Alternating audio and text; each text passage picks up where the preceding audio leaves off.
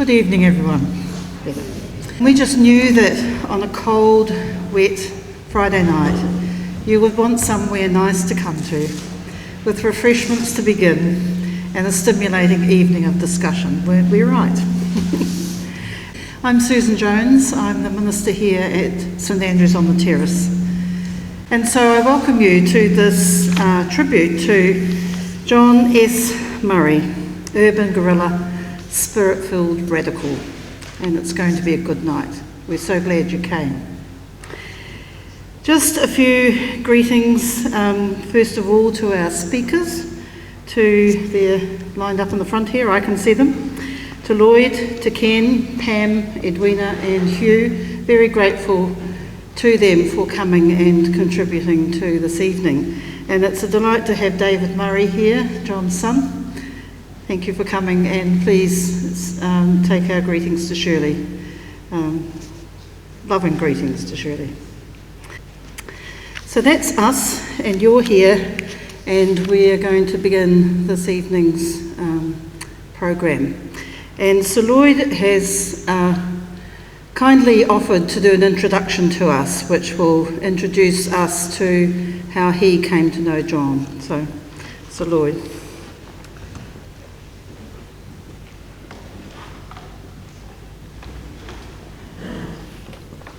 Good evening, everyone.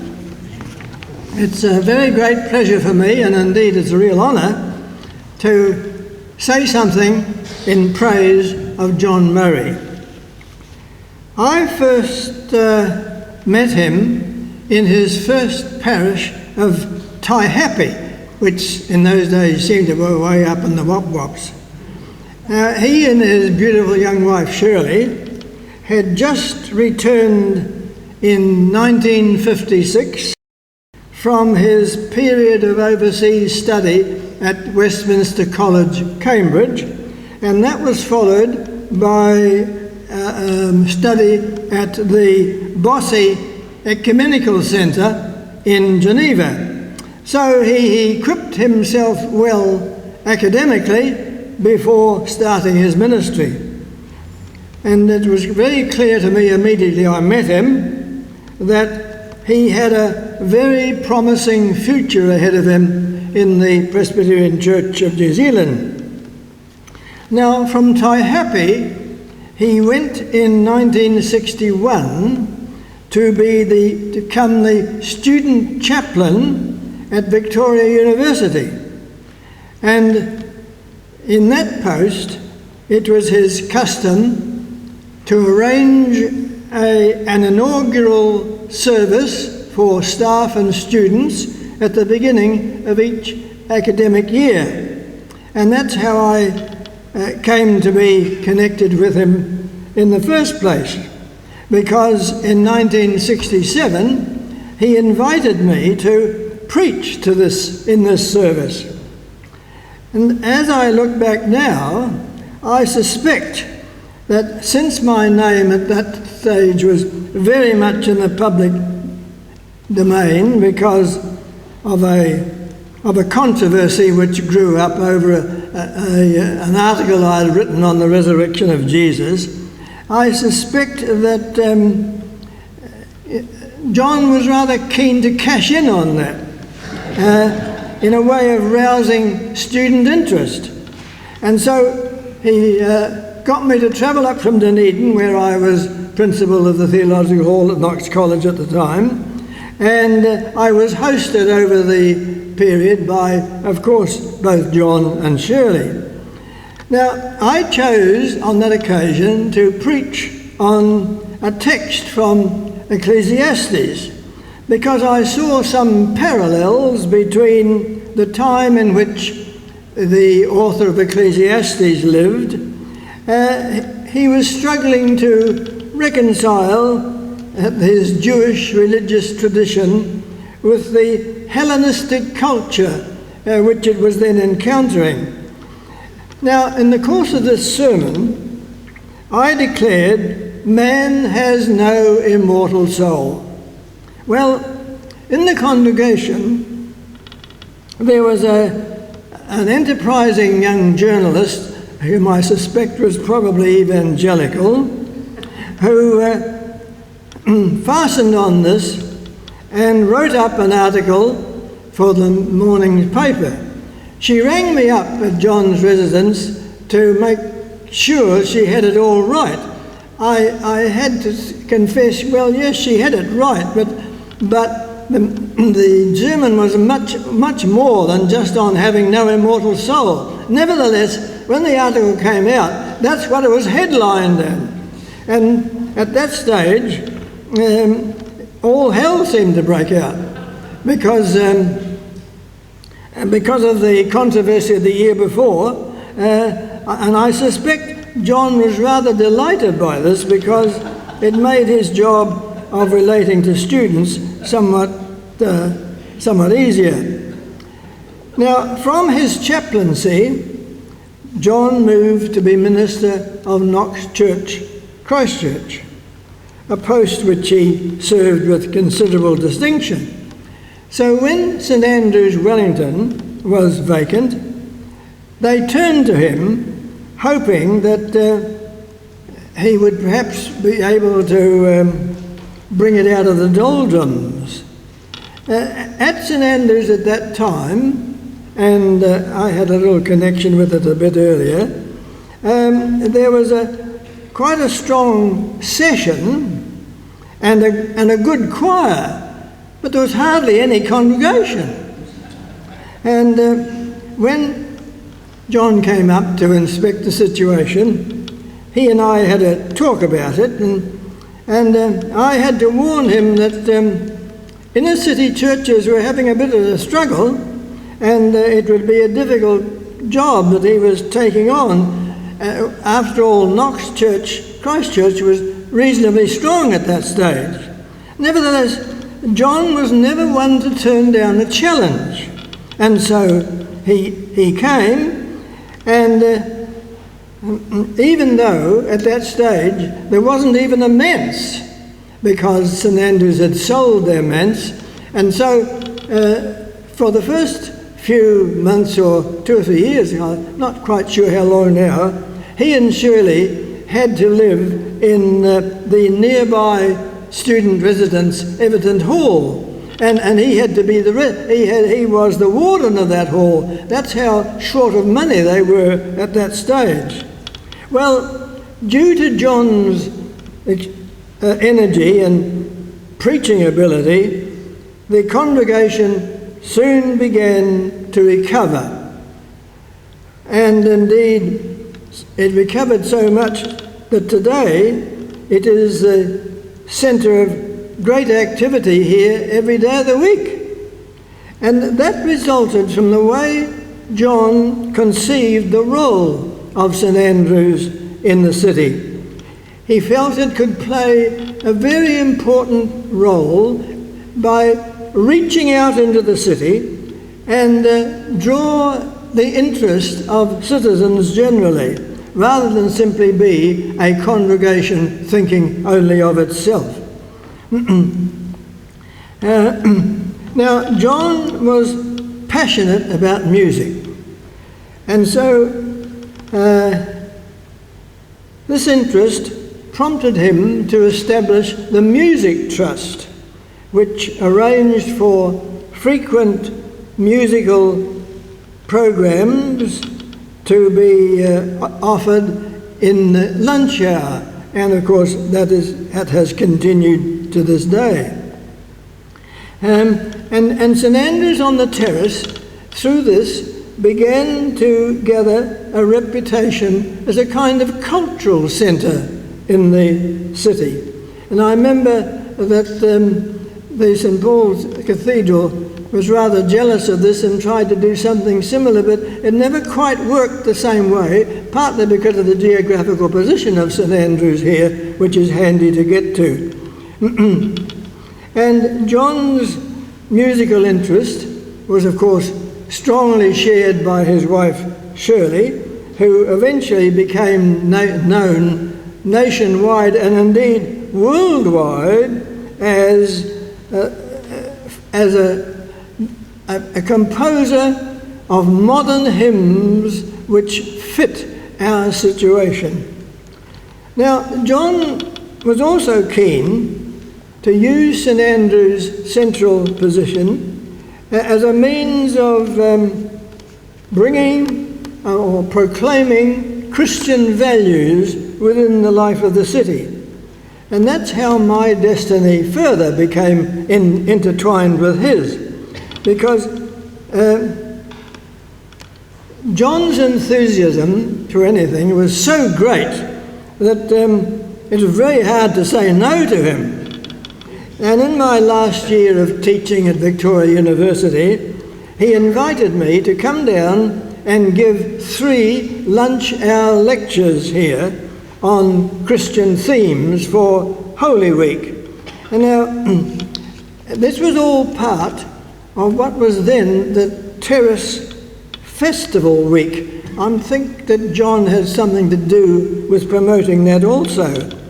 Well, what happened was during that Holy Week, I would sit in my study up there in Vic and write this half-hour address and then come down and deliver it. That went on 3 consecutive days. And to my surprise, the church was full every day. So that led John to have the lectures published, and that was the first publication of what eventually became St Andrew's Trust, and it was called Jesus Today. Now, this success led John's creative mind, because he certainly had one, to establish a body independent of, but loosely attached to St Andrew's, but independent of it. And that's how St Andrew's Trust, which I've organised this evening, St Andrew's Trust for the Study of Religion and Society came into being. And it invited interested citizens to become members of the controlling body of St Andrew's Trust, one of whom at the beginning, for example, was the well-known Sir Guy Powell's. Well, John then approached several business houses to donate $3,000 for a set of 4 lectures to be offered, as it were, in their name on some Christian theme. And I presented 3 such series every year for this purpose until the economic crash in 1987. And that brought an end to the donation of $3,000 a time. But nevertheless, in the meantime, we had set up the St Andrew's Trust and had a membership, and it had sufficient finance in order to carry on as before. So John was a very passionate activist who threw his whole being into supporting the many causes he felt he had to adopt.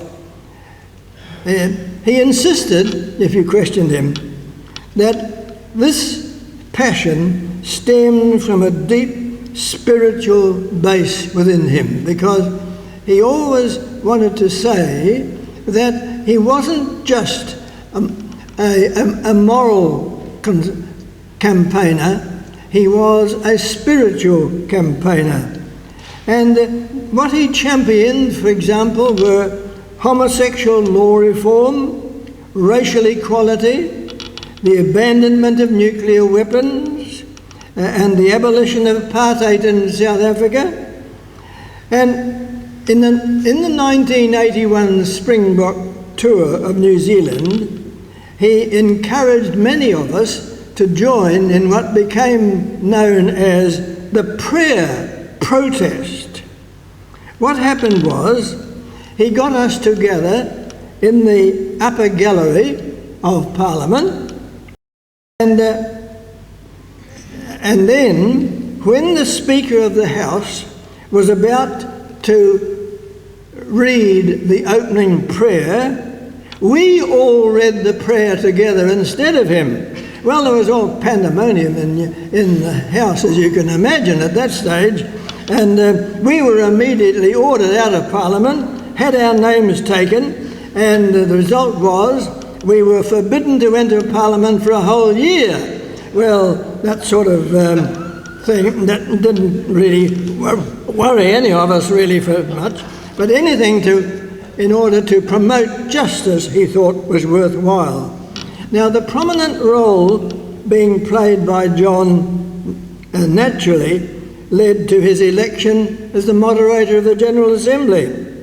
Now, not without some murmuring among the more traditional members of the General Assembly, I might add, John always faced up to any discontentment, any opposition, with a very determined will, and that always carried him through.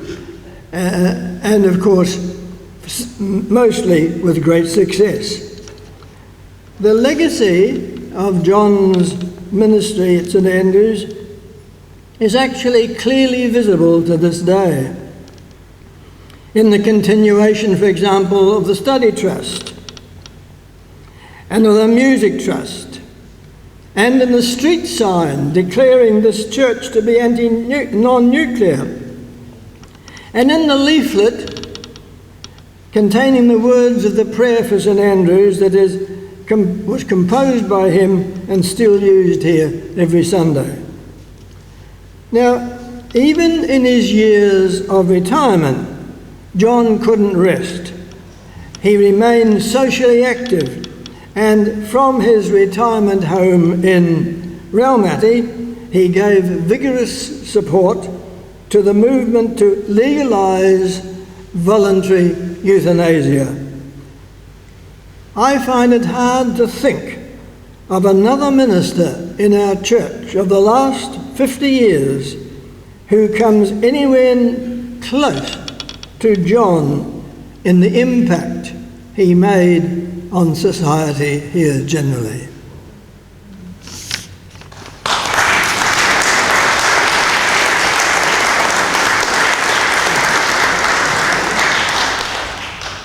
Thank you, Sir Lloyd. I'm starting to think of tonight as a kaleidoscope.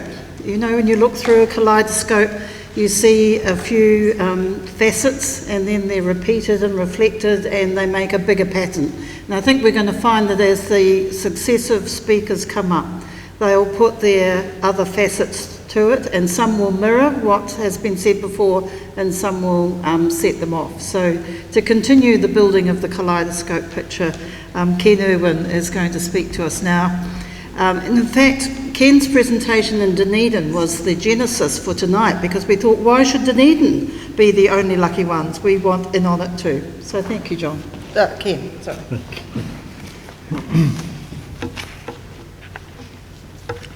Not for the first time, after Lloyd Geering has spoken, what more needs to be said? But I'm happy to follow in his footsteps, as I've been delighted to do for many years.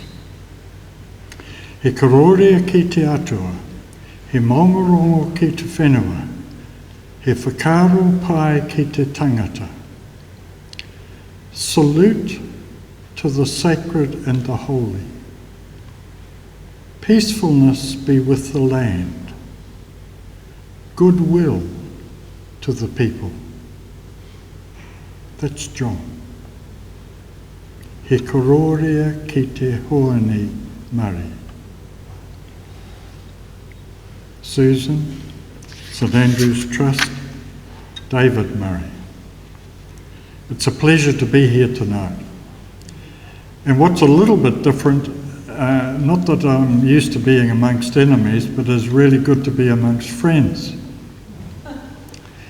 And so I can do what John Murray used to do and what Muhammad Ali used to talk about, and that is flit like a butterfly and sting like a bee.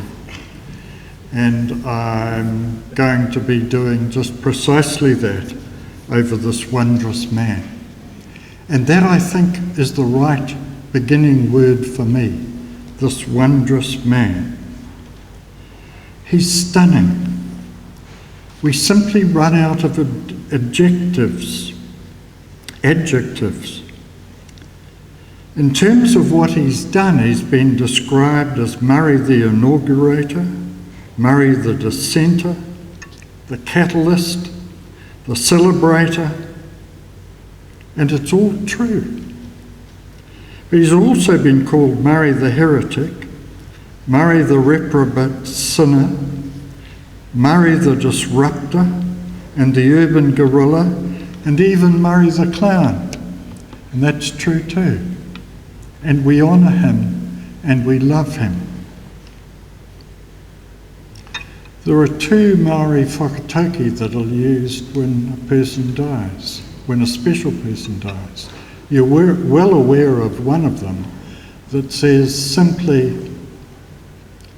when the great kauri falls, the whole forest feels the impact.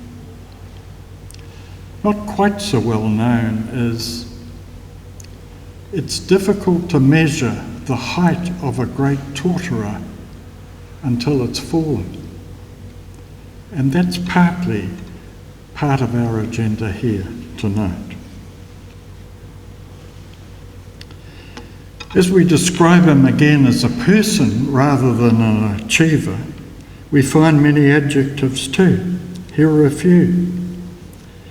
Incisive, charming, colourful, provocative, handsome, divisive, charismatic. Again, all true. In describing himself, John emphasised two features. The first is that he's Otago born and bred and proud of it, and proud of that heritage. And having spent the last 2 weeks right in the heart of Dunedin again, I attest to that and to that part of John. And Hugh's going to be talking quite a bit about that aspect of beloved John. And the second thing, stunningly, like that 100-year-old Lloyd Geering, John was really proud to own to being a Presbyterian minister. Stunning. Kia ora. Lloyd's outlined his pathway. I simply want to begin by highlighting 4 brief features about this stunning man. 4 highlights indicative of his leadership.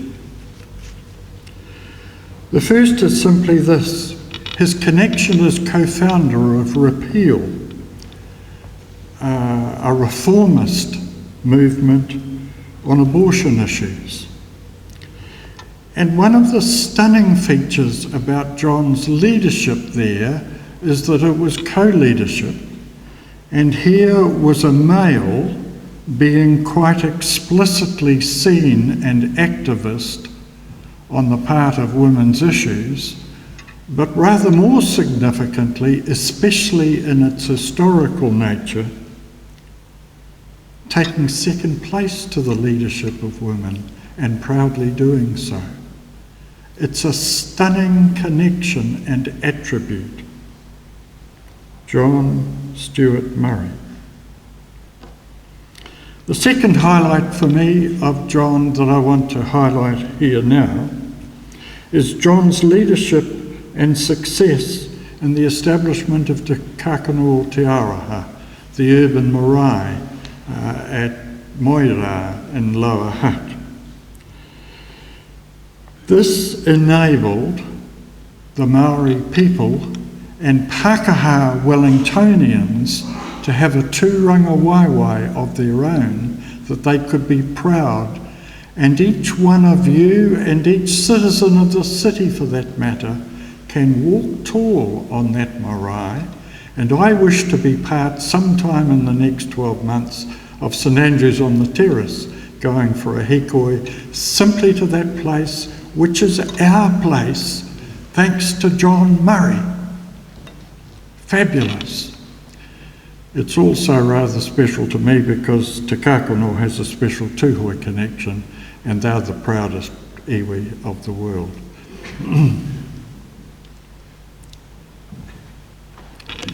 John was a key leader, and Lloyd's made reference to this, to GLBT issues. I'll come to it in a moment for what we have nailed to the wall, thanks to his leadership. But what I want to highlight is an understated characteristic of John Murray.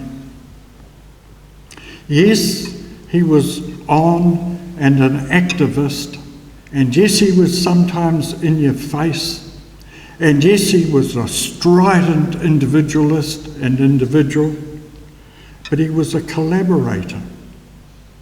He equipped fine people, and the GLBT issue of itself bears record historically of fine,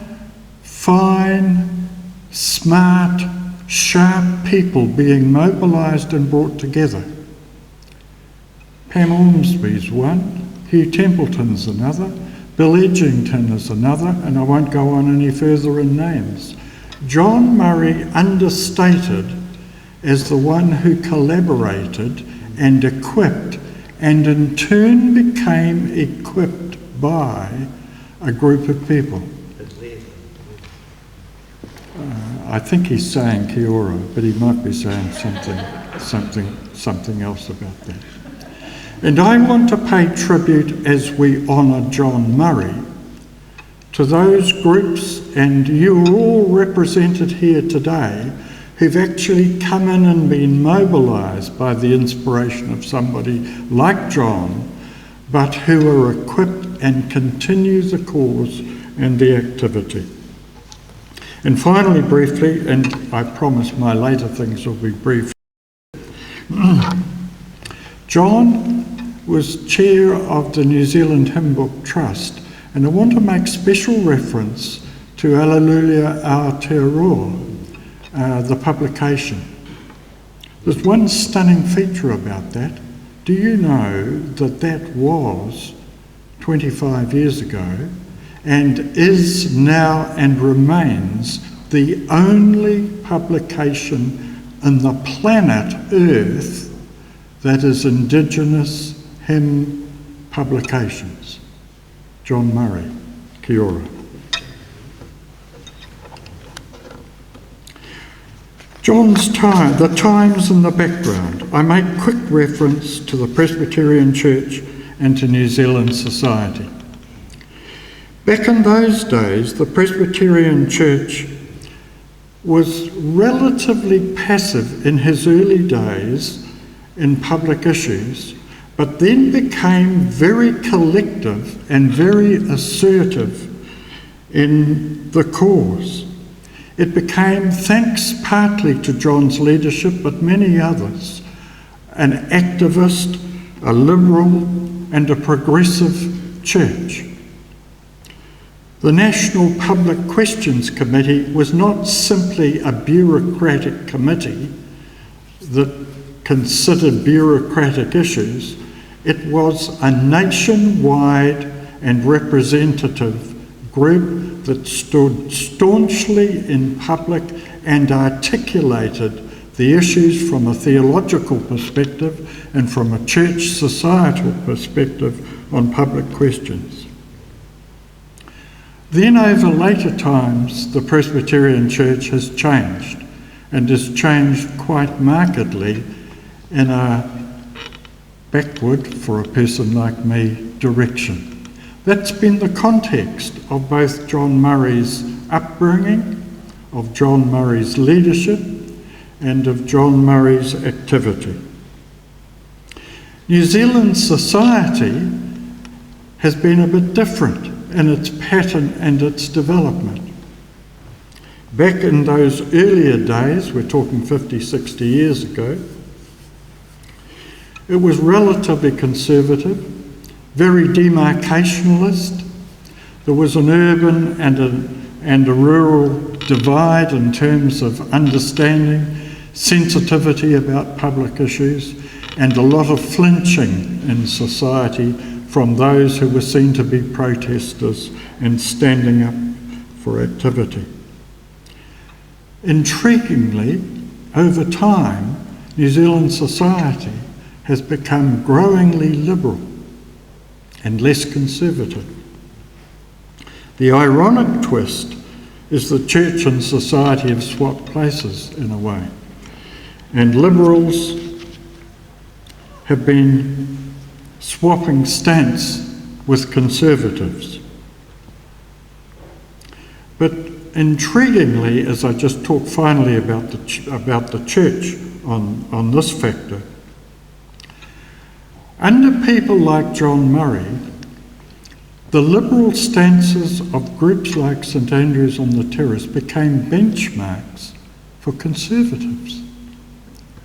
And we've seen a growing emphasis in the last decade of there no longer being a simplistic divide between liberal and conservative, as liberals disagree with liberals, the euthanasia debate and the current legislation that's before Parliament is one example, and conservatives and evangelicals disagreeing with each other, as there's a growing movement within the conservative side of the church, not least of all the Presbyterian side of the church, of evangelicals and conservatives moving positively and constructively on gay issues, for instance. John the man.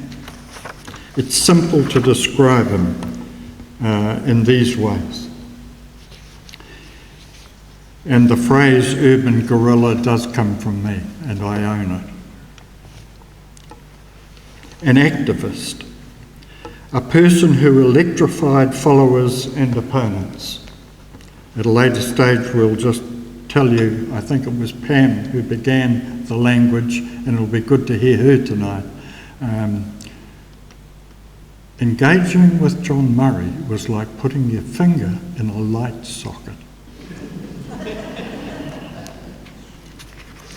John Murray, the contemplative activist. We don't always see that combination. It seems a paradox, but John, the man of spirituality and of contemplation, also the activist, and the two merged. An eloquent man with a lucid mind. Let me just give bullet points on two features. Dissent for John Murray, dissent and activism, was not an outcome of the Christian gospel. It was a factor of the gospel itself. That's quite a sharp distinction, and it's an important distinction. Protest is of the essence of the gospel, is what John Murray was on about, and we're on about, and we salute him for it. My language, but his practice, was another heresy. He was staunch on the heresy of what we call the in-between position. There's no in-between position on social issues. You're either on one side or you're on the other side. You're never in between. And it's a heresy as well as a fault if you think you can stand in between. There's no room in New Zealand society for Robin Hoods. Pause. Kia ora to John Murray. He's been known as the voice. Pam will speak a bit more about that. And another understated feature of John Murray has been his infectious optimism. Goodness gracious me, when he arrived in this place, there was a cupboard for the minister, not an office. When he arrived in this place, the doors were closed during the week. Bless my soul. This is a man who was infectious, that he could be optimistic that his followers and his collaborators would actually get there in the end. And finally, this, as I've said, no loner, and I've given some examples of that. Urban guerrilla is a provocative term.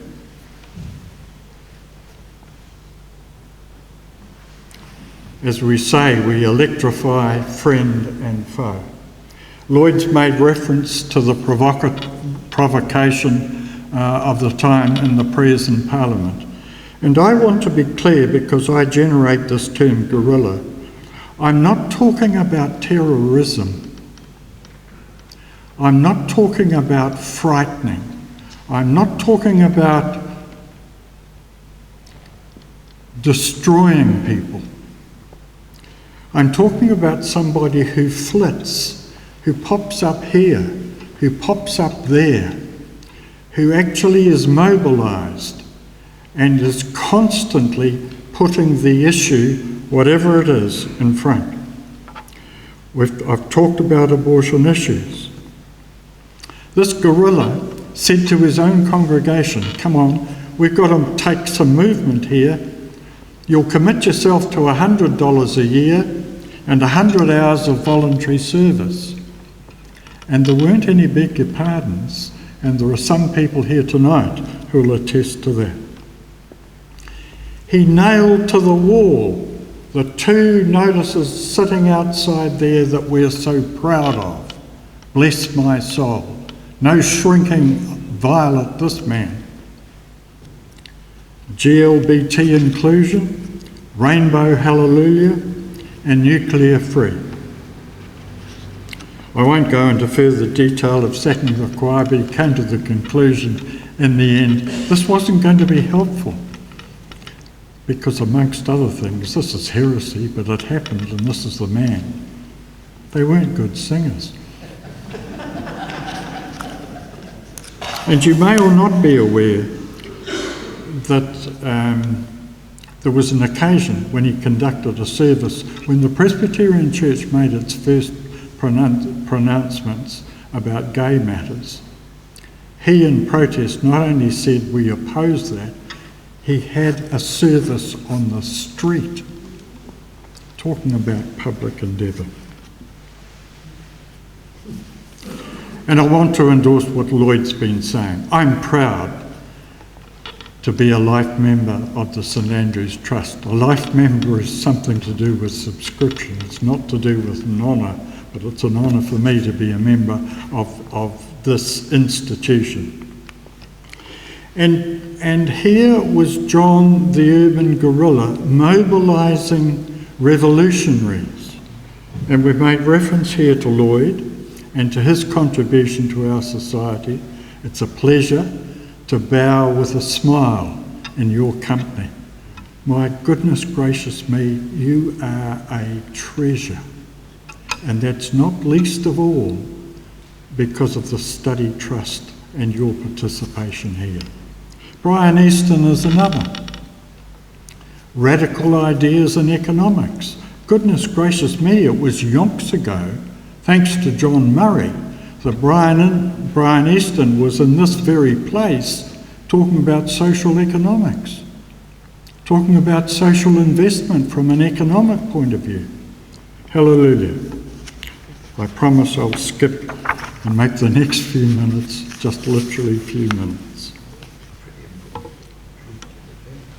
I come back to emphasise the spirit-filled activist who walked the talk but also walked the labyrinth, who had an active connection with the Wallace Trust and Wallace House while it was in existence, who was on about spiritual contemplation.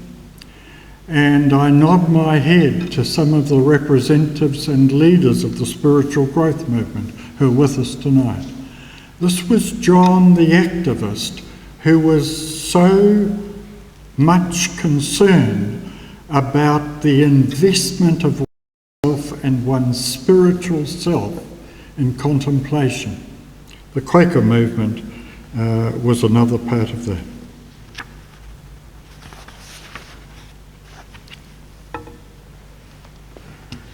My final comments.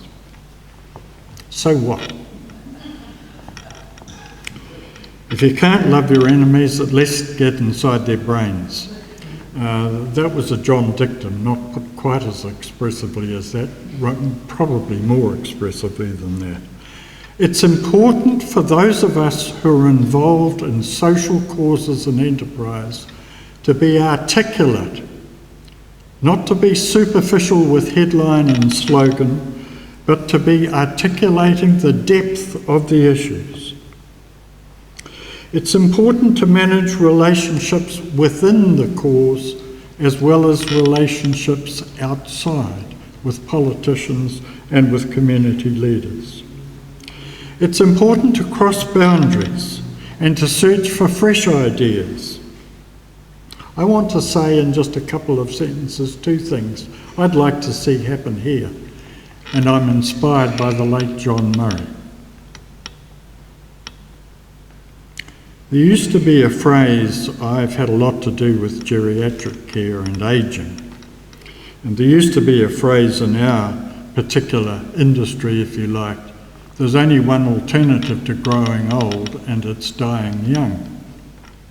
It's quite a nice quip when we're talking about older people. I don't think we've heard enough careful articulation of the positive risks in dying young. It's one of the implications of euthanasia. It needs pause and thinking and some articulation. And it seems to me, following the footsteps of John Murray, that that would be a cause that it's important to give more expression to. And secondly, this. The Presbyterian Church, like most churches in the country, shrinking, becoming less viable financially, asset rich with land, cash poor. And you know what? Heaps of church buildings are now grossly expensive to maintain, earthquake strengthened. I wonder if churches, let's start with the Presbyterian Church throughout the country, did what Wakari Church in Dunedin is doing. They're turning their land and property into social housing. They are realising some capital and investing, but placing the land, and they're joining in their worship with one other church. Millions of dollars worth of social housing could be equipped if the Presbyterian Church throughout the country did something like that. And that would be a great legacy for John Murray. I want to simply say this. John Murray has been not only a leader, but a follower. He's followed in the footsteps of the one called Jesus, and we salute him for that.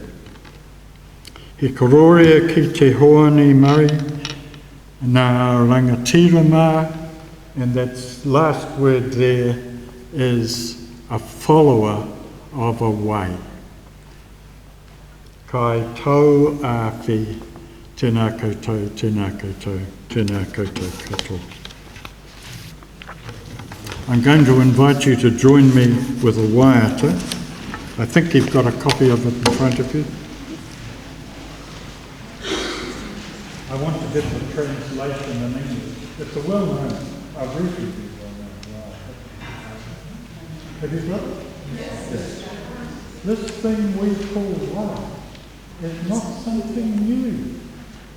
It's come from our ancestors, and it's our job to pass it on. Yeah.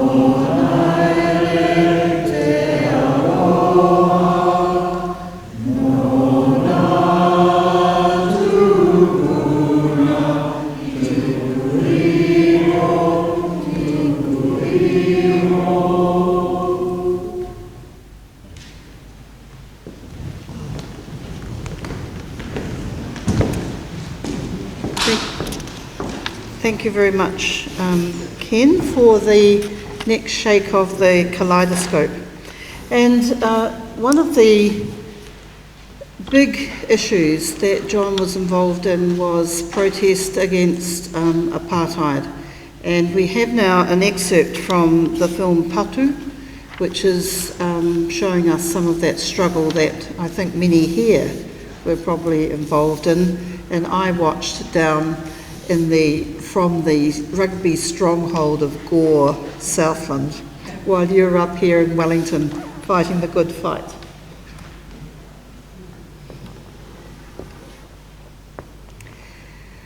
When John Murray became moderator, his moderator's minder was Pam Ormsby, and she's going to speak to us now about that experience partly, but also about John's work.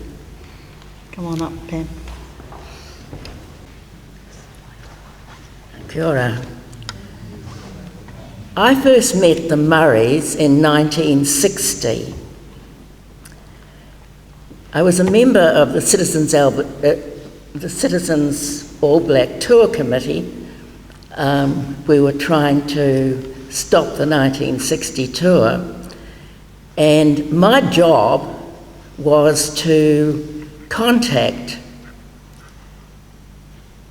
Protestant ministers. On our committee there was a lovely little Catholic priest, Father Wall, and his job was to round up the Catholic clergy from one end of the country to another. I said to Jack Somerville, who was the minister here at the time, look, we've got a really good coverage of clergy in the urban centres, but there's not too much up in the hinterland. And he said to me, get hold of young Murray up in Taihape. Now, that's how I came to get hold of young Murray up in Taihape. At that stage, Shirley and John had just one son, and it was lovely to meet them there, and it's so lovely to see members of the family here today. I think that's absolutely great. I'm relying on notes prepared for our acknowledgement of the centennial of the African National Congress. And I've been asked to talk about how New Zealand helped to end apartheid. First, I want to acknowledge the Howard Kippenberger, who protested at the exclusion of Maori players from the 1949 All Black Tour of South Africa, though few chose to hear, let alone heed, his words. And a few years earlier, when advice reached a troop ship nearing a South African port that only Pākehā soldiers would be welcome ashore, it was Kippenberger, the senior officer on board, who said, either we all go ashore or nobody does. So nobody did. Next, I want to acknowledge Bishop Muru Walters, the fullback in the Māori rugby team of 1956, who in 2011 lifted the lid on the connivance of the government of Sid Holland and the New Zealand Rugby Union, including its Māori Advisory Board, to ensure that the Māori team, which would play the visiting Springboks at Eden Park, were sufficiently shocked and disheartened to ensure their white opponents would not be beaten by a non-white team. The comment by another member of the team that in those days, when you were told to button lip, you buttoned lip, is sadly significant. In Auckland for the weekend, I was at the match at Athletic Park. It was awful, unreal. I saw Tom French, who was the manager or coach of the Māori All Blacks, and he looked as if he'd seen a ghost, and so did the players. I was stunned to learn that it had fallen to Ernie Corbett, the then Minister of Māori Affairs, to go to the team's dressing room to deliver this appalling message. You must not win, or we will never be invited to South Africa again.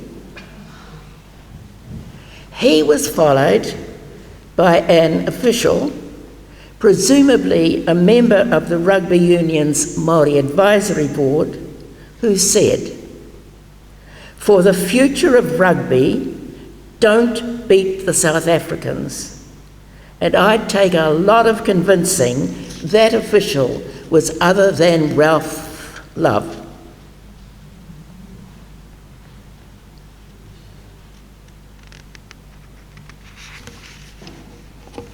I could take you to the spot on Lambton Quay where, during a lunch hour in June of 1959,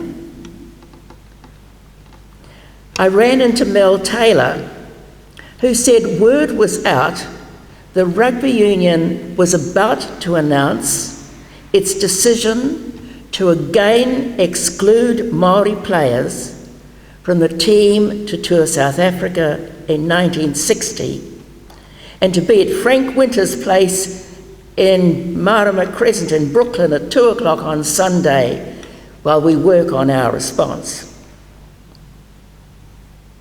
Here was an ad hoc group, Māori and Pākehā, old and young, incensed that months of urging from trade unions, academics, representatives of all the mainline churches and many concerned citizens were to be ignored.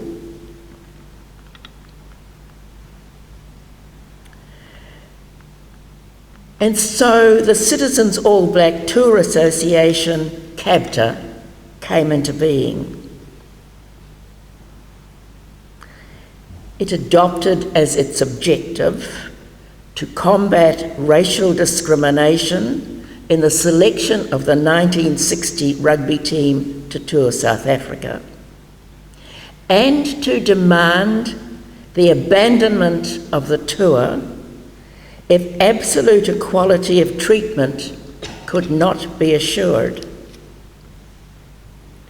If the rugby union said no Māoris, then we said no tour. So here was our slogan, and what a great rallying cry it was. No Māoris, no tour. Victoria University Rugby Club had an outstanding player, Whatarangi Winiata, who, on merit, stood a pretty good chance of selection as an All Black. But now, merit was not going to be sufficient for him or any other Māori player. A call to gather at Kelvin Park to march on Parliament brought students from Victoria and the Training College, dental nurse trainees, and many, many other people. But police arrived to warn that, as there had been no application for a permit, to march would be illegal. The organisers withdrew, and people wondered, well, what do we do now? Then Bernie Grice said, well, we're not allowed to march, but I'm going for a walk downtown. Some of you might like to join me. And they did, in great numbers.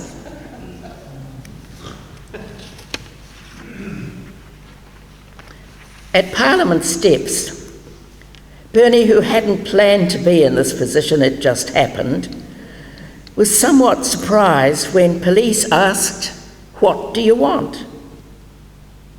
So he said, well, he'd like to see the Prime Minister. With much toing and froing, that happened, and Mr. Nash agreed to speak to the gathering. Fortunately, as the hour was getting on and the air chilly on a winter afternoon, he would meet them in this, what was then called the social hall, in the old wooden building, long since demolished to make way for the beehive. The PM spoke at some length, but said very little. Having listened to this, and I took a complete note, I had the essence of what he would trot out up and down the country in the coming months. Listen to this. I understand what you feel in regard to the circumstances that are associated with sport today. I have not seen your banners, but I am happy to come and say a word or two with regard to the problem that you have on your minds. Whilst I could not say that I agree with you, because I do not know what you inferentially mean, I think your views would be, in normal circumstances, very closely related to my own. I think you can readily see my point. I do not believe there are any inherently superior people in the world. I do not believe that there are any people who are inherently superior or inferior to the general run of people in the world. Those unfamiliar with the era might note the then PM's use, he did it often, of the word inferentially. Several speech sounds in place of a monosyllabic gives a bit more time to organise one's thoughts. He says here, I think you can readily see my point. For variation there was, everyone knows where I stand. Well, sorry, Mr. Nash, how could we have known? You refused to make a stand. You stood nowhere. You sat on the fence, like those who warble faintly in that great fence-sitting chorus. Why couldn't you tell us straight you were against us or you were for us?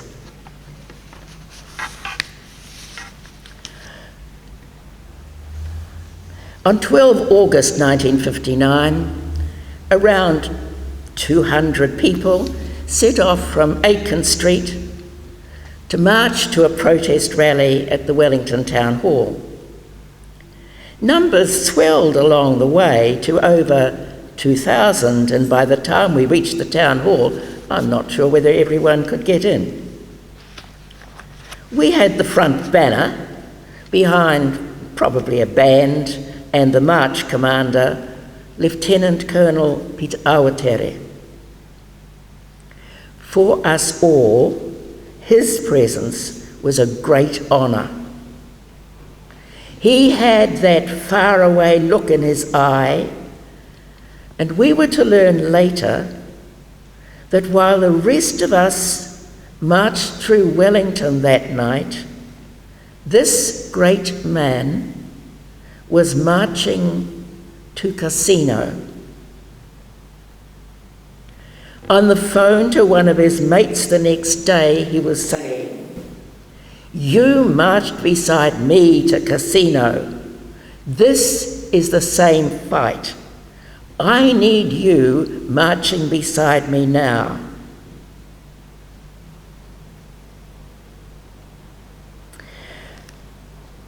On our committee, Father Frank Wall, a delightful tubby little man, the Catholic Māori missioner, was charged with rounding up Catholic clergy. My task, I represented the Presbyterian Public Questions Committee, their Protestant counterparts. Now, Father Wall was a breed all his own. Passing by late one night and seeing lights still on, he guessed this was a Cabter working party. I assure you no one had time or energy for any other sort of party in those days.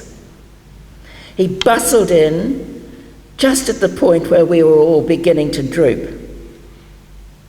He reminded us we all had jobs to go to in the morning, but suggested a spot of physical activity to wind down.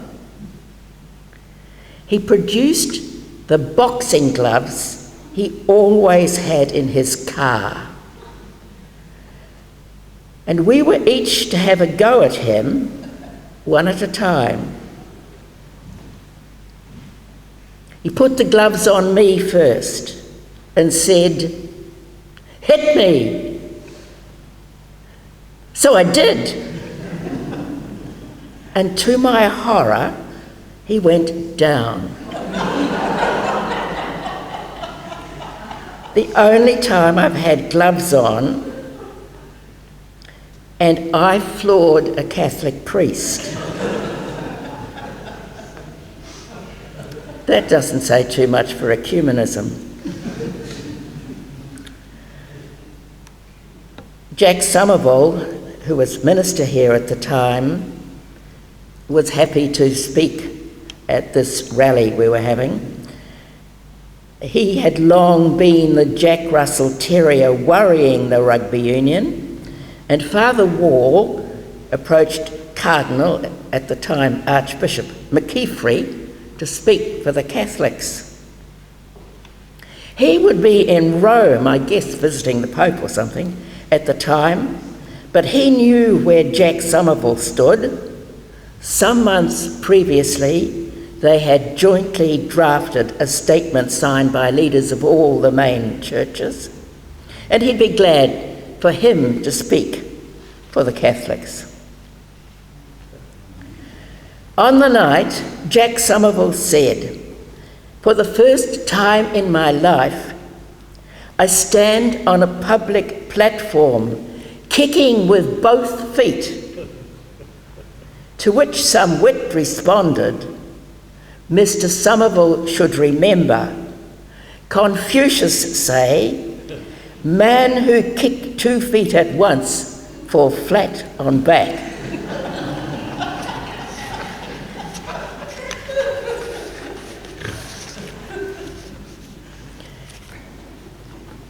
Radio was under strict government control, as it always had been, and not until very late in the game did we get any coverage there. Even then, Sunday night's brief news in Māori, which went for either 5 or 10 minutes, no more than that, was completely silent. Each week they received copy, but the news reader chose to ignore it. Television was not even in our vocabulary.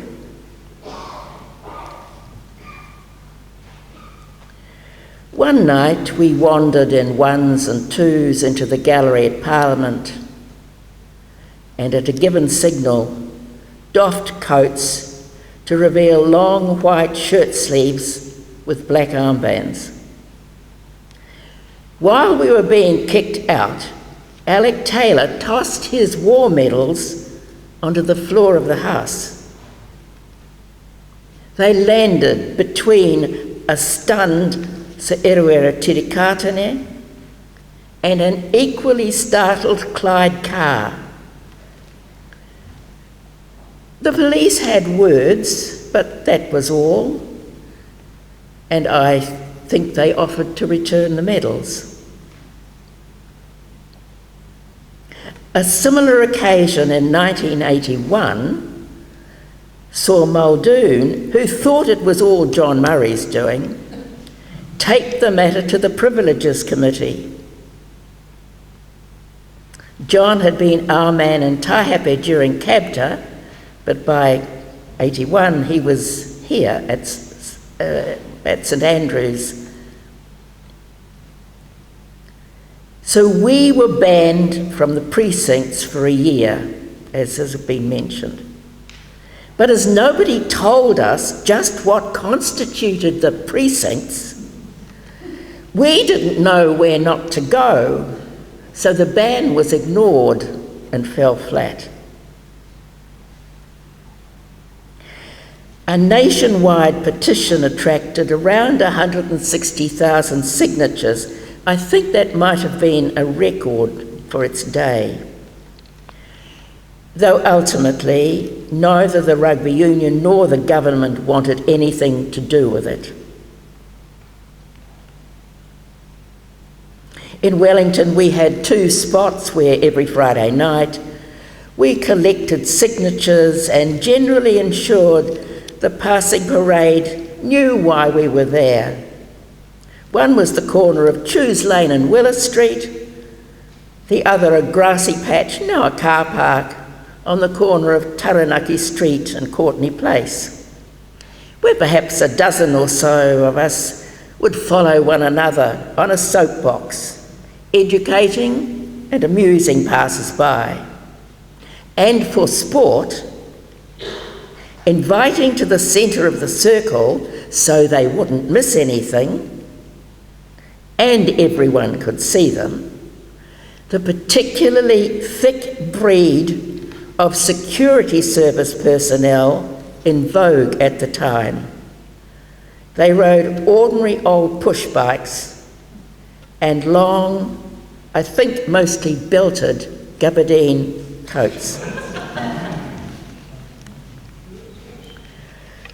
The very essence of CABTA was organic. People from all over the country getting in touch, sending telegrams, ringing up, saying, we've got a great crowd here, marching, door knocking, writing articles and letters to editors, and we need more petition forms. One needs to appreciate how greatly that world differed from today's global village.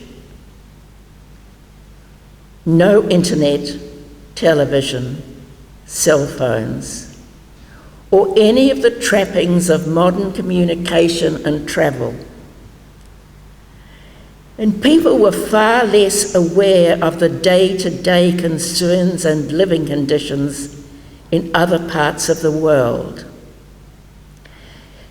In 1959, the very word apartheid was not well known or understood here.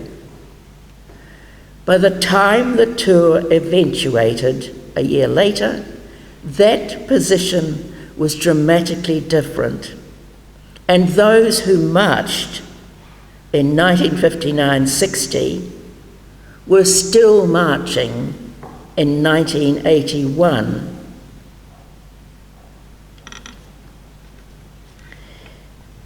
It had been a strategic decision to deal immediately with the known, that Māori players were to be excluded from selection.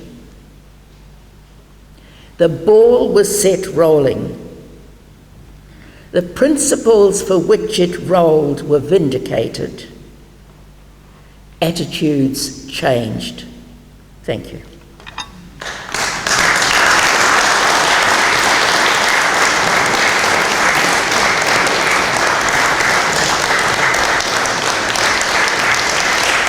Thank you.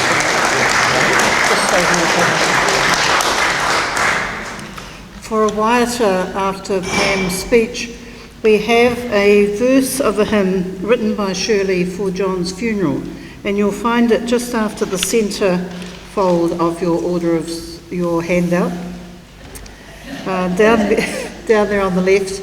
And Peter's going to play the last couple of lines of the tune, and I think you'll recognise it. So let's stand to sing that verse.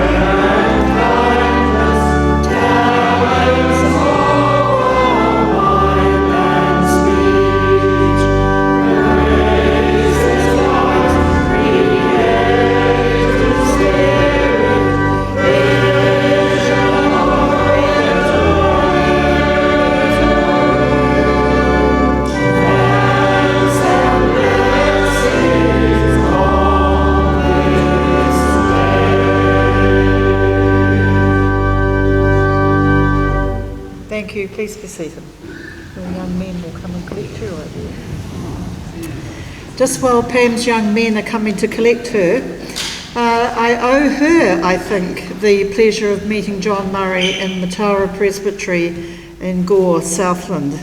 As moderator, he was visiting the church, and he and Pam made sure that he visited every presbytery. And I'm pretty sure that the Matara Presbytery would be one that could have foregone the pleasure of John Murray's visit. So I'm grateful to Pam and to John. And so Pam has talked about the apartheid issue, and we've invited Edwina Hughes tonight to talk about the peace issue as two examples of big issues that John was involved in. So Edwina, thank you.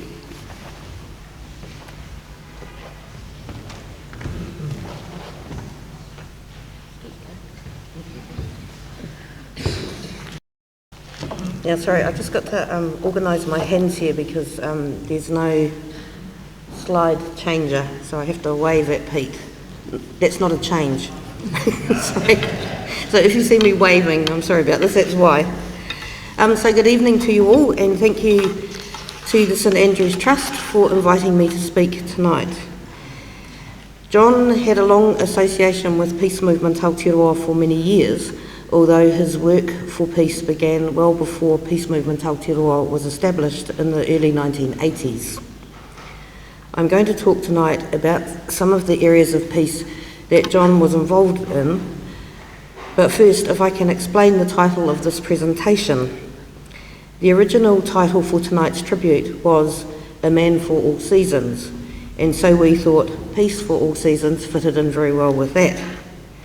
However, the title of the tribute was changed, but then we decided to keep the title for this presentation anyway, because Peace for All Seasons encompasses John's wide-ranging interest in peace, in social justice issues, his involvement in anti-apartheid and anti-racism campaigns, his support for the Treaty of Waitangi, his involvement in the campaign for end-of-life choices, for homosexual law reform, and many other areas that are sometimes not considered part of peace, but which to us are part of the wide tapestry of peace with justice.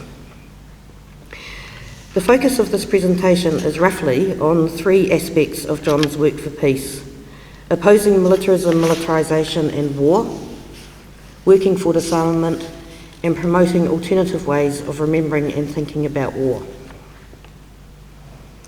John was involved in protest against a number of wars over the years, from the Vietnam War through the first Gulf War in 1991 to the more recent invasion of Afghanistan in 2001 and the invasion of Iraq in 2003. He also actively supported a range of disarmament campaigns, including the campaign to ban landmines and the campaign to ban cluster munitions. When it came to disarmament, however, his particular focus was on abolishing nuclear weapons.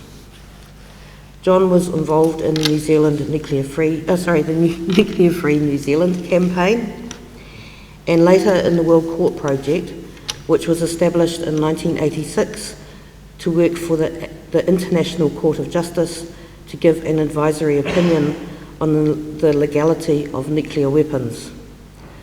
Of the 4 million signatures collected for the World Court Project's declarations of public conscience in the early 1990s, 32,000 signatures were collected here in Aotearoa, New Zealand, and this is a photo of John at one of the declaration signing tables in Wellington in 1993. As you'll probably all be aware, the International Court of Justice finally delivered its advisory opinion in July 1996. John became actively involved in Abolition 2000, a global campaign to abolish nuclear weapons by the year 2000, when it was formed in 1995. He was one of the national conveners for a time and was very involved in collecting signatures for the International Missiles to Sunflowers petition, which called on all states to make a new commitment for a new century by ending the nuclear threat. More than 70,000 signatures were collected here in Aotearoa, New Zealand for that petition. John became a supporter of ICAN Aotearoa, New Zealand when it was established here in 2011 as one of the 8 national campaigns of the international campaign to abolish nuclear weapons. In connection with this, there are 2 recent occasions when I've thought a lot about John, along with others who worked so hard to abolish nuclear weapons, but who are no longer with us in person.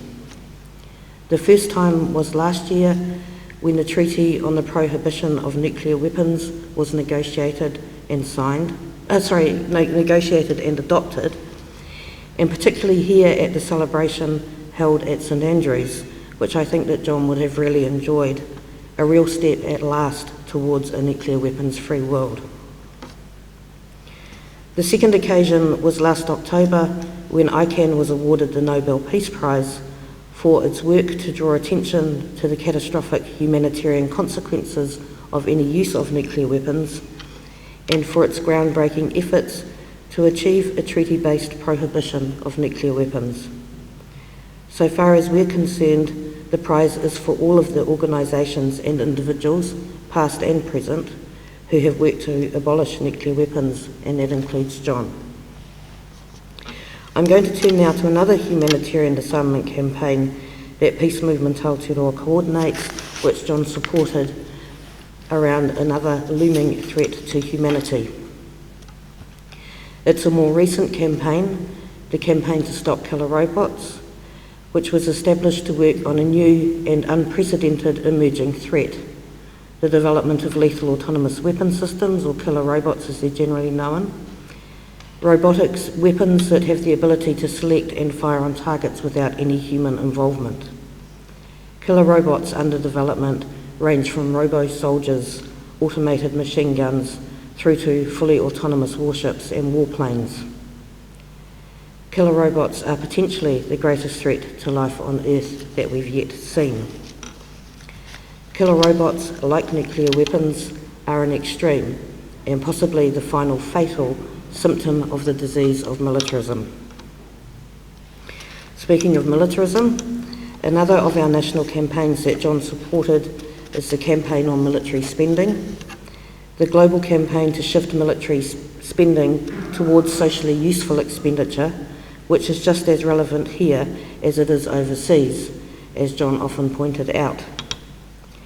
While the number of children living in families with an income below the poverty line and the level of homelessness continues to rise here, and there is a desperate need for more funding for health, education and social welfare, military spending continues to increase. In last year's budget, New Zealand's military spending rose by 5.3% to a record $3.67 billion. On average, that's almost $71 million every week, an amount that could certainly be put to better use. The the presentation for this particular campaign, which is called Militarism, Peace and Planet, covers not only the social costs of militarism, but also the environmental costs, the impact on climate justice, and the impact on peaceful resolution of conflict, all issues that John was concerned about. John was a keen supporter of White Poppies for Peace, established here in Aotearoa, New Zealand in 2009 as a way to remember all the casualties of war, to promote peace, and to raise funds for the White Poppy Peace Scholarships. And finally, to mention one other of Peace Movement Aotearoa's peace projects that John supported, the World War I Centenary Peace Project, which has as its core theme the message, "Honour the war dead by ending war." John was involved in the consultation meetings to establish the project during 2012 and 2013, and he was always sending suggestions as to how the project could be expanded. Well beyond our capacity and resources, we would have needed something like the annual military budget to fund all of John's proposals. There are many other facets of John's involvement with peace and with peace groups not mentioned in this presentation, but I hope that this brief overview has provided an indication of the extraordinary range and strength of John's dedication and commitment to peace. Thank you.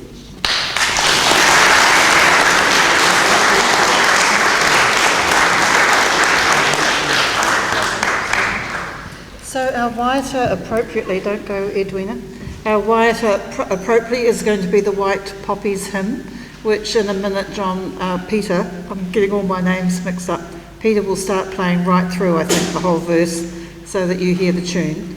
Edwina has to go now because she has to get up at 5 to catch a plane in the morning, so we'll give her a little drop just to ease her way. There'll be no drink driving, I can assure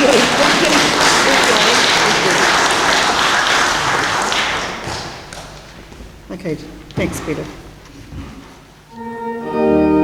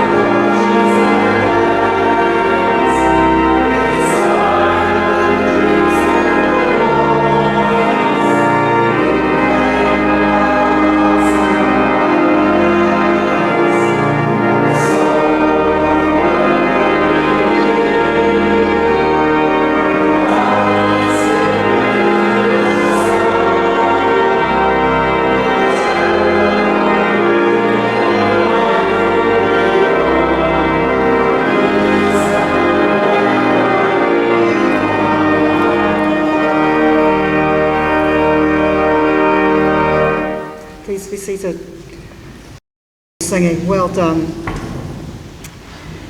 Well, Hugh, come on up. You've got the last word here. I don't know how often you got the last word with John, but this is your opportunity. We do. John was the vivid one. You must all know that, you who knew him. The vivid one. We met at Bathgate Park, which some of you in the steep south may know is the home of the famous Southern Rugby Club. I thumped him in a tackle in a rugby match, and he made me the fullback of the King's High School 3rd 15. King's High School was a remarkable school, and John was one of its most remarkable students. It was a remarkable school because it was founded in at the end of the Depression in 1935, but was fortunate enough to be granted a great headmaster, Dudley Chisholm. And he had an art in picking his prefects and then making them work for him and the school. And he had no hesitation when he made me head prefect in insisting that John Murray be one of the closest intendants of the prefect's room. And we got to know each other. John's my closest friend, and he's still here. In fact, I'm a little disappointed that the old reading pulpit is not here, because I can see John here teaching and preaching to this congregation that he revived and rebuilt when he came. At school, there was no way in getting away from John. You had to do it. His greatest contribution, and there were many, he insisted on reviving the King's High School annual concert, which had been a great feature in the past when James K. Baxter had been there. Anyway, John said, and I had to go to the rather formidable headmaster and say, we're going to have a concert, headmaster. And I didn't like to say that my prefects are insisting on it. But anyway, there it was. At the time, John, I should be fair, I'm not being quite fair here. John already had a very close friend who probably, and still is closer than I, Colin Newbury, some of you may know, whereas John went on to lead in the church, Colin went on to history, and he wrote to me and he said, you know, if you're talking about John, you can be quite clear and say he was the most lovable man that you and I have ever known. A wise one too, and that I agree. But what I don't think even the wonderful addresses that Ken and Lloyd they haven't actually said, as I want to now, that he was an outspoken, brilliant leader. I think they said it, but I'd like to say it more emphatically. I cannot think of anyone in my life who has led more emphatically and with such joy and sincerity and passion.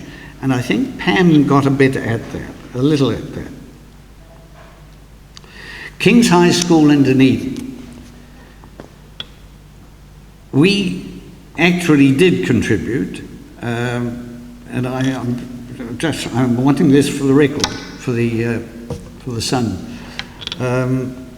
whom I'm very fond of. John and Colin and I brought great honour to the school. We got 3 national scholarships, and it never happened before. And 25 years later, at the first Silver Jubilee, the masters of the time, who were by then tottering along, they still thought that was their proudest moment as schoolmasters at King's High. Some of you may know Frank Holmes of the past. Yes. Well, Frank was another King's High School man. But he was before the time of us 3 musketeers. John's great contribution, as I say, he insisted that we have a school concert, and which he mainly wrote, I must confess, and mainly spoke. And he did it. He dressed in his father's tails, but without the trousers. So it was a pretty impressive performance. The ironical thing that in the particular play that we produced, I don't know what it was, but I had to dress up as a cardinal. So it was ironical that it was John who ended up in the church. And I decided to go into politics of some sort.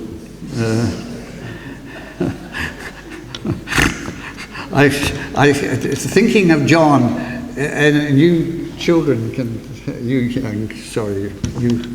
staunch sons and grandsons, you can think of John stalking the stage in his with a top hat too. Top hat. It looked pretty good. One other episode I must say. John was pretty keen and proud of his language skills, but I was much deficient in French language speaking.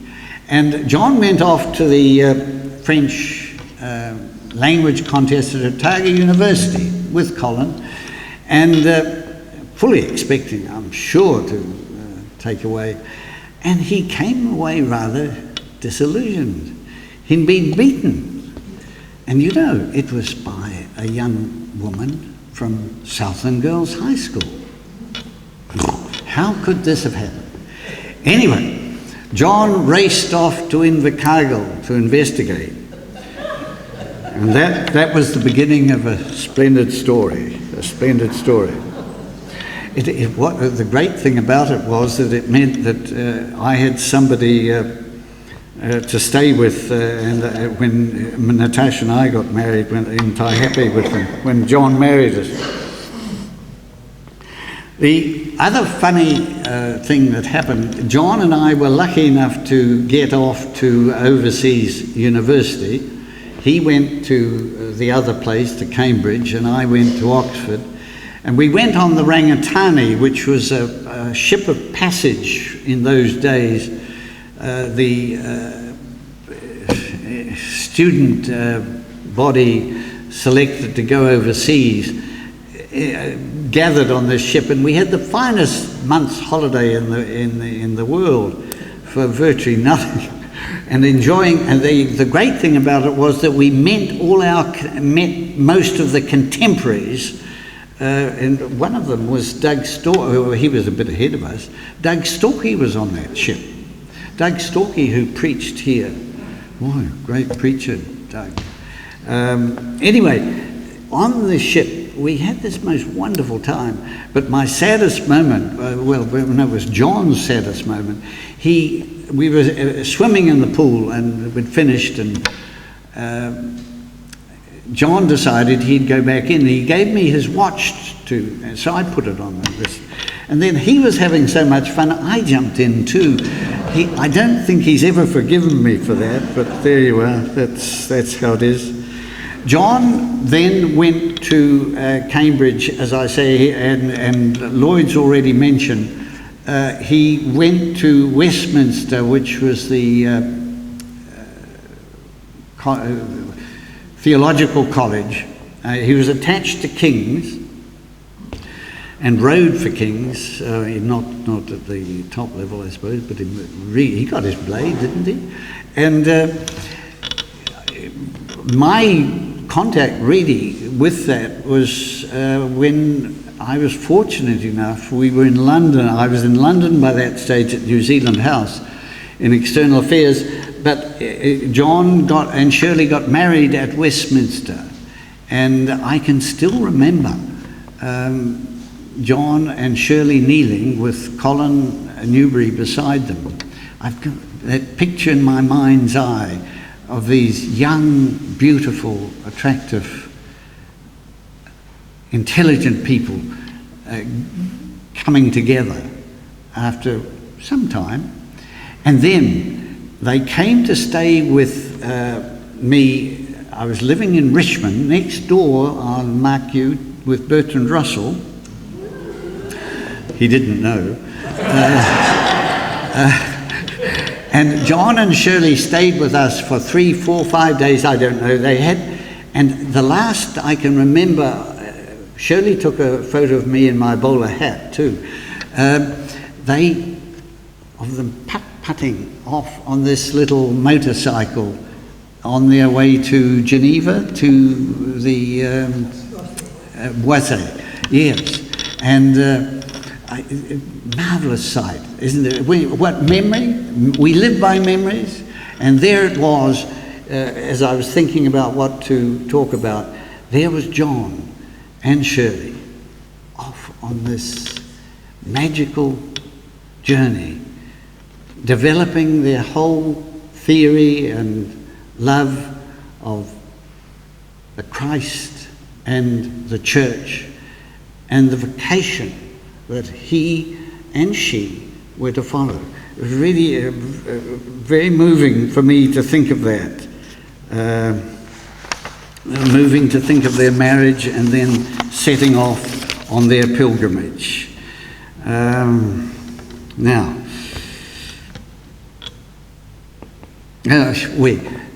how did we get together thereafter?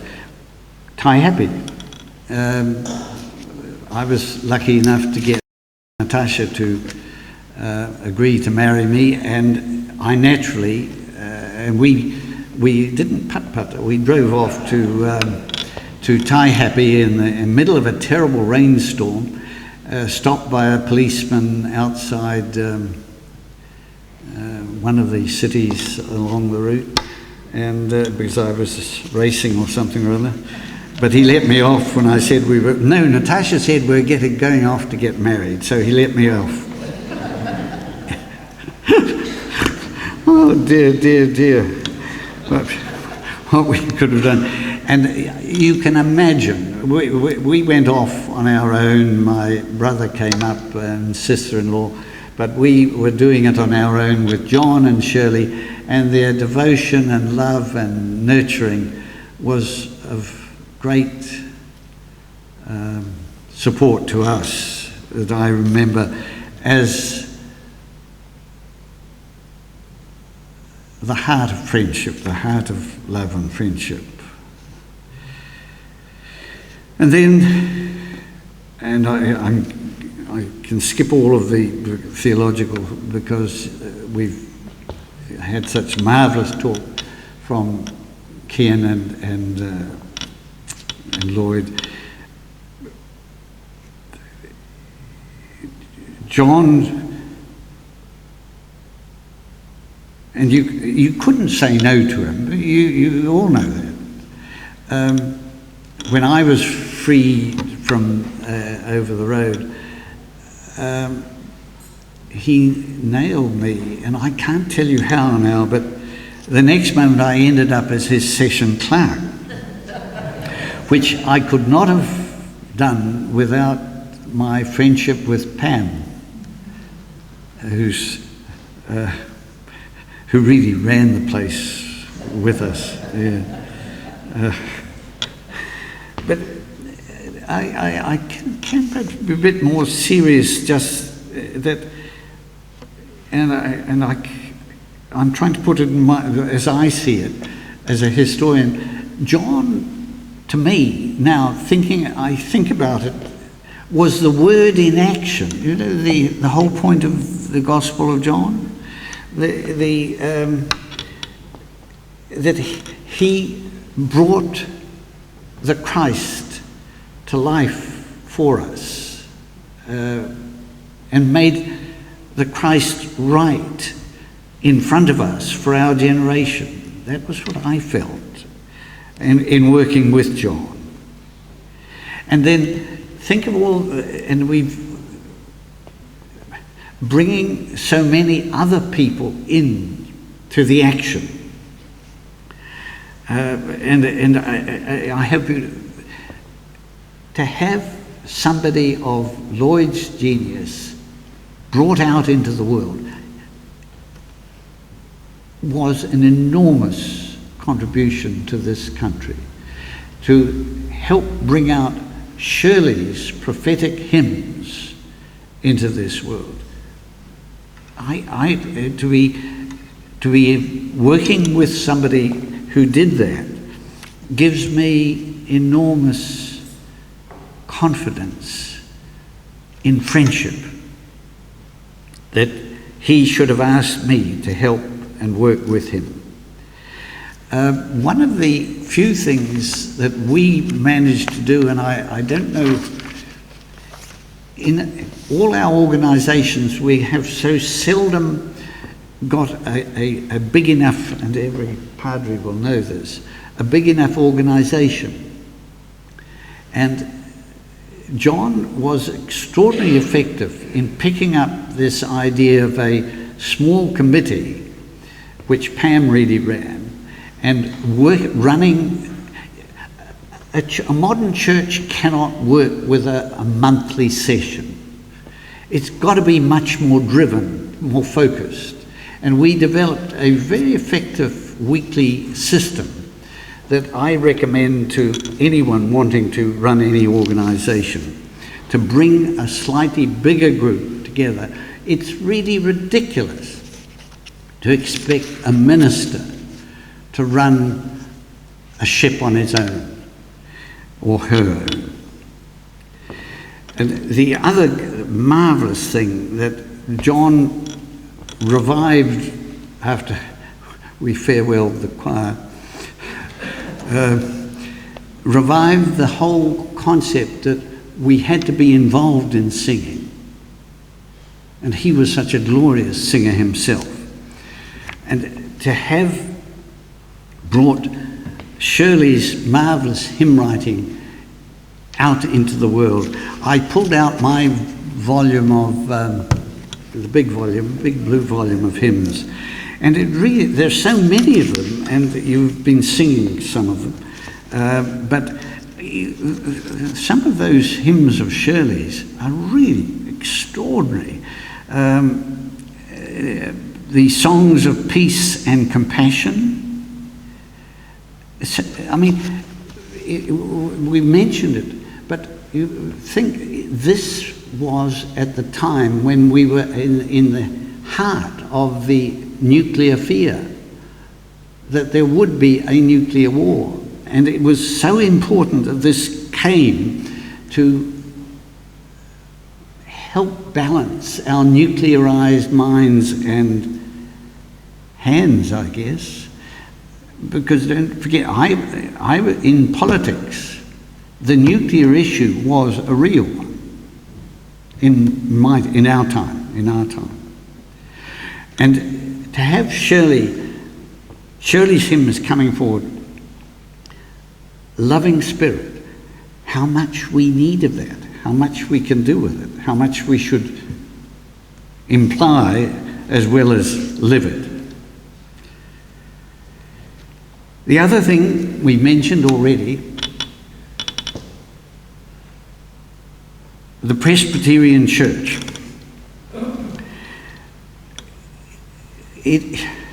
And Lloyd's far more effective in commenting on that, but John did see that there was a way of keeping the church alive by taking it out into the city, and we all helped and worked with that. But the other thing we haven't mentioned is that when he was moderator, he did have the idea of trying to bring together the Presbyterian churches of Australia and the South Pacific and developing a regional church cooperation. And in the world of cooperation, I still think that was a very sensible idea, but of course the moderatorial position for a year or so gives you no capacity to really push through such an idea, which would be difficult enough even if it went the Presbyterian Church of New Zealand. But I still think, having lived for a time in Samoa, that and seeing so many of the people of Polynesia come to New Zealand, become New Zealanders, that there would be a place for more regional cooperation of the churches, just as I believe the same is true for our nations, large or small. That's the way we should be working, and that was the way that John, as has been said much more brilliantly, was so wonderful in working in the community, using St Andrews as a base to change our society and our world. And so, you know, it's St Gabriel's Eve today or next, and the saint of St Gabriel's a messenger, and John was a wonderful messenger and friend for all of us. And I just am so grateful that I shared his visionary life and his family.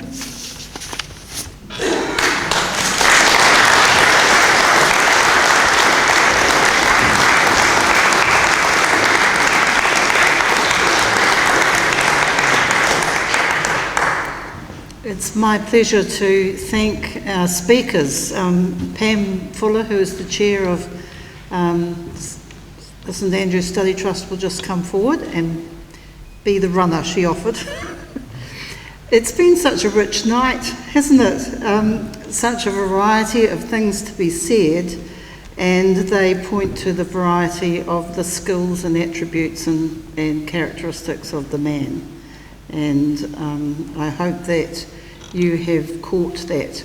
I'm just quite bemused about some of the things that Pam said, you know, and what was going on when I was 7 years old, you know, all that stuff. So we have, first of all, Lloyd and Ken, if we could thank them for their contribution.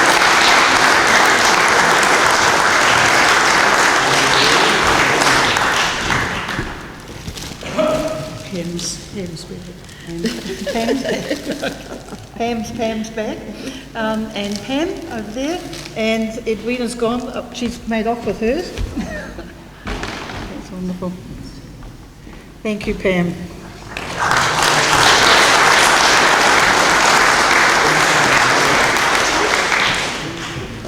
And Hugh. Thank you, Hugh. And Peter, I think this one has your signature on it. Thank you. And this one has Susan's. Oh, thank you very much. Thank you.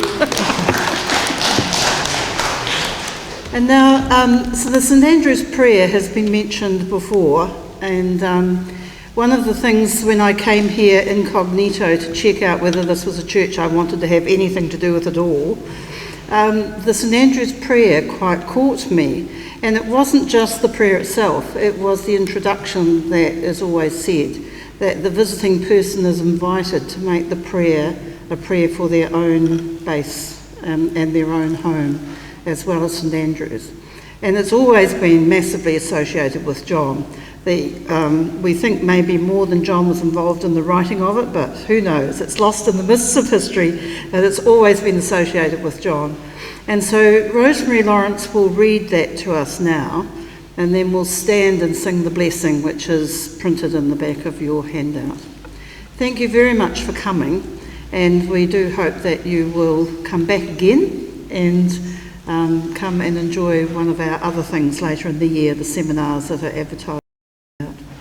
Rosemary.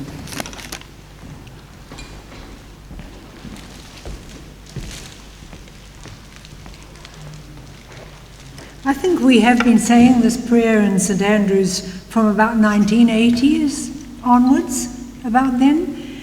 It stands the test of time, and for me it embodies much of the vision and the spirit of John and Shirley, and the vision that this place has.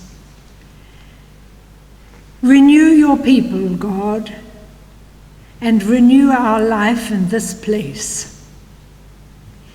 Give us a new spirit of unity with all who follow Christ, and a new spirit of love towards all people. Bless the city in which we live, that it may be a place where honest dealing, good government, the desire for beauty, and the care for others flourish. Bless this church, that what we know of your will may become what we do, and what we believe the strong impulse of our worship and work. Amen. Please stand to sing John's own words.